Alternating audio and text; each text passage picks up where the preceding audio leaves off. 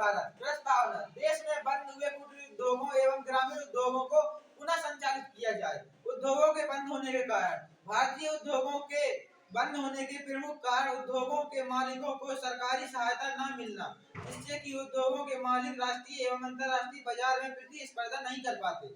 समस्या विवरण, इन उद्योगों के बंद होने के कारण देश में नागरिकों को जीविकोपार्जन में सहायता आती है, समस्या आती है, जिससे कि लोगों को देश के प्रति जागरूकता एवं विकास में बाधा उत्पन्न होती है। समस्या का निवारण, आत्मनिर्भर भारत बनाने के लिए देश के लोगों शिक्षित करना आवश्यक है, अतः उनकी शिक्षा का पर्याप्त प्रबंध किया जाए।